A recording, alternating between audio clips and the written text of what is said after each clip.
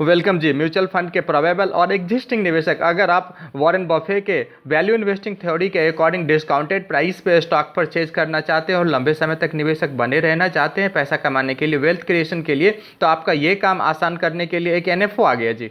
जी, NFO आया है DSP का और नाम है DSP Nifty top 10 equal weight index fund. क्यों खास है आपके लिए, सारी बात इस वीडियो में आपको बताने वाला हूँ। हाँ, अगर आपने अब तक मेरे चैनल को सब्सक्राइब नहीं किया सर, तो थोड़ा सा सब्सक्राइब कर दीजिए, आपकी मेहरबानी रहेगी, और बेल आइकन को भी प्रेस कर दीजिएगा सो दैट कि आगे के इन्फॉर्मेटिव वीडियोज़ में आप तक पहुंचा सकूं। वीडियो को थोड़ा शेयर भी कर दीजिएगा ना सर। पहले फंडामेंटल स्कीम का नाम DSP Nifty top 10 equal index fund open ended fund रहने वाला है सर। 16 अगस्त को शुरू हो चुका है, 30 अगस्त को बंद हो जाएगा। एग्जिट लोड नहीं है। मिनिमम सब्सक्रिप्शन अमाउंट 100 रुपये से शुरू कर सकते हैं आप। और डीएसपी की बात करूँ तो इसका full form discipline science and processes है। और इंपॉर्टेंट सबसे बड़ी चीज़ की सर, ये 160 साल पुरानी लेगेसी है। और भारत में सर एसेट मैनेजमेंट कंपनी की बात करूँ तो टोटल एयूएम में लगभग 3% का एक्सपोजर रखते हैं। सबसे बड़ी बात कि इसमें अभी क्यों लगाना चाहिए पैसा, इसके पीछे सर 2 रीजन मैं आपको दूंगा। पहला अभी आपके स्क्रीन पे रख दिया, weight of top 10 stock is currently at all time लो।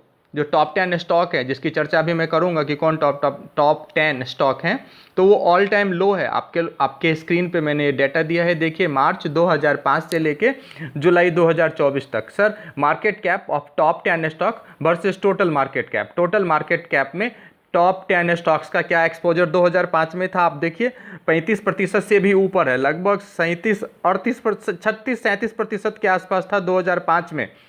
और आज 18 साल बाद क्या स्थिति है सर, अभी देखिए ये लगभग 17-18% का है। मतलब अगर आप कह सकते हैं वैल्यू इन्वेस्टिंग थ्योरी के अकॉर्डिंग, तो ये इसके स्टॉक्स अभी 50% डिस्काउंट पे अवेलेबल है, ऐसा कह सकते हैं। ये पहली बात है। तो कहा जाता है कि जो स्टॉक आपको डिस्काउंट पे मिल रहा है उसमें परचेज कीजिए और लॉन्ग टर्म में बने रहिए, आपको अच्छे रिटर्न मिलेंगे ही मिलेंगे। वॉरेन बफे की थ्योरी, वैल्यू इन्वेस्टिंग की थ्योरी, तो यहाँ पे ये जस्टिफाई होता है, ये पहली बात। और इससे भी इम्पॉर्टेंट एक चीज़ बताऊंगा, अमेरिका में सर अभी जितने भी ये टॉप 10 की तरह के स्टॉक्स हैं, लार्ज कैप की बात करूँ जैसे एप्पल का स्टॉक है, चाहे एनवीडिया का स्टॉक, आप गूगल पे सर्च करना, इस सब के स्टॉक बूम पे हैं और हमारे यहाँ लो पे है। और लगातार एक ये थ्योरी रही है कि अमेरिका में जो 5 साल पहले हुआ वो हमारे यहाँ आज होगा। अर्थात अमेरिका में जो चीज़ें हो रही हैं, हो चुकी हैं, अब हमारे यहाँ होने वाला है, तो हमारा लार्ज कैप अब बूम करेगा, ऐसा एजम्पशन है। हैंसफोर्थ मेरा पहला logic. Next logic is minimum loss. अगर Nifty top 10 equal weight index fund को कंपेयर करते हैं निफ्टी 50 से, निफ्टी 100 इंडेक्स या फिर निफ्टी 500 से, तो 2006 से लेकर 2024 तक बहुत ही रेयर चांसेज हुए हैं, 3-4 बार ही केवल ऐसी बात हुई है जहां कि इसमें कैपिटल लॉसेज निफ्टी 50, निफ्टी 100 या निफ्टी 500 से ज़्यादा हुआ है।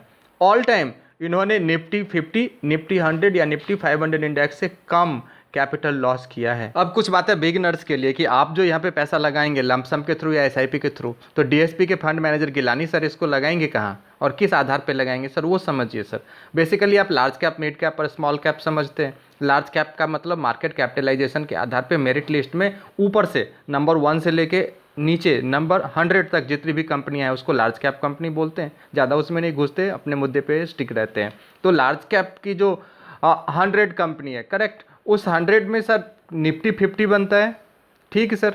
अब 50 में भी, निफ्टी 50 में भी इंडेक्स बोलते हैं उसको, उससे ओवरऑल मार्केट का सीन लगभग पता लग जाता है। तो उस निफ्टी 50 में 10 स्टॉक को उठाएंगे हमारे डीएसपी के फंड मैनेजर साहब और उसमें सर पैसा लगाएंगे। प्रोबेबल कंस्टिट्यूएंट्स आपको आपके स्क्रीन पे दिखा, Infosys, Kotak, HDFC bank, Hindustan Unilever, axis bank, Larsen and Toubro, ICICI bank, Reliance, ITC और टाटा कंसल्टेंसी सर्विसेज।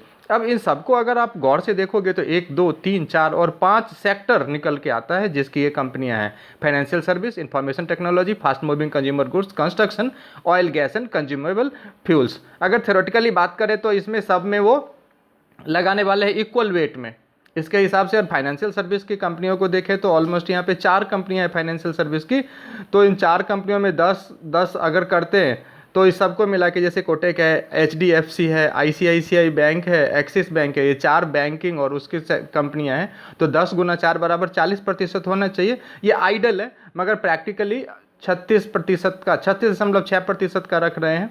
ये आगे पीछे हो सकता है। ऐसे इंफॉर्मेशन टेक्नोलॉजी की भी 2 कंपनी है इसमें। अगर आप इस कंस्टिट्यूएंट्स को देखेंगे तो इन्फोसिस और टाटा कंसल्टेंसी सर्विस, तो 20% का एक्सपोजर होना चाहिए था। खैर ये यहाँ पे इन्होंने 22.2% का रखा है। ऐसे ही एफएमसीजी में 21.5%, कंस्ट्रक्शन में 10% और oil gas and consumable fuels में 9.7% का एक्सपोजर इन्होंने रखा है। इसी वजह से इसमें रिटर्न अच्छा आता है। बात करें रिटर्न ऑन इक्विटी की या फिर रिटर्न ऑन एसेट की। अगर रिटर्न ऑन इक्विटी की बात करें तो आप स्क्रीन को देखो सर, निफ्टी 500 की अपेक्षा लगभग 1.5 गुना ज़्यादा रिटर्न दिया है। जहां निफ्टी 500 ने 14.9% का रिटर्न दिया है, वही निफ्टी टॉप 10 इक्वल वेट ने कितना रिटर्न दिया, बेंचमार्क की बात कर रहा हूँ, 22.4% का रिटर्न दिया है सर। अगर रिटर्न ऑन एसेट की बात करें तो यहाँ तो कमाल ही हो गया सर, यहाँ तो 4 गुना रिटर्न ज़्यादा है। आप निफ्टी 500 देखोगे 2.6% है, वही 10.4% है निफ्टी टॉप 10 इक्वल वेट का। रिटर्न के एंगल पे खूबसूरत सा रिटर्न है। Benchmark Nifty top 10 equal wait return current value